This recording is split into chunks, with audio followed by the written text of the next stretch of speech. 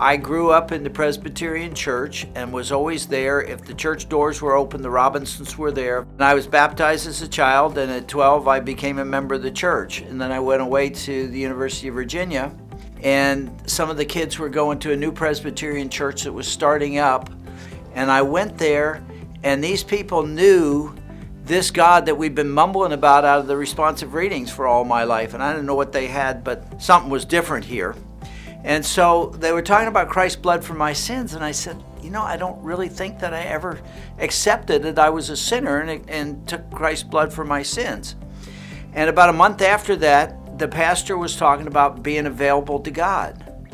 And I'm like, I'm an engineer. God doesn't use engineers. I'm not a pastor, but I really felt compelled to tell God that I was available. And God just rubbed his hands together and said, that's great, Bruce. I've got work for you to do. Month after that, they were talking about a lady who had gone to Haiti for her whole life as a nurse, and she was building a clinic. And so I wanted to do something for 3 months before I got into that 9-to-5 job forever. So I wrote her and I said, hey, do you need help building this clinic? And then I got out in Atlas and found out where Haiti was. I had no idea.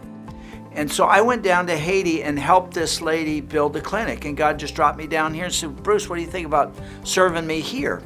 And so I applied to go full-time with the mission. And they said, Bruce, that's great. You want to be a missionary. What do you know about the Bible? I said, I've heard of the book. And they said, well, you're going to Bible school. So I had to go to Bible school and French language school for a year.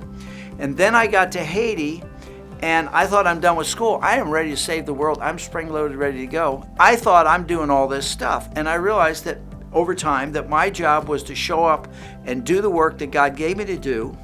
I was not responsible for the results. God was responsible for the results. And he was also responsible for taking credit for the results. Going into a place like Haiti that is full of turmoil and danger is not a calling for everyone.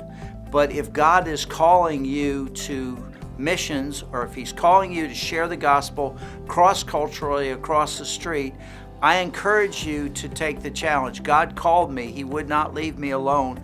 I knew I had to be in Haiti. So if God is calling you to serve somewhere, I urge you to go there, because if that is what God is calling you to do, that is the richest experience that you can have in your life.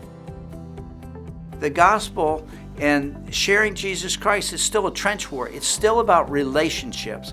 It's about getting to know people, spending time with them, and discipleship for us is living life together and to have the relationship built so that you can share the gospel at some point, or you can help them when they are hurting or when there's a need. And we're trying to mentor those that are coming behind us in how to do the work. And missions is this amazing vocation where you start where you're in charge of things, but if things are going right, you're slowly turning that over to them where you become less and they become more.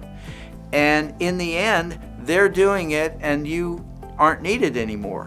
When I got to Haiti, there were 64 of us missionaries.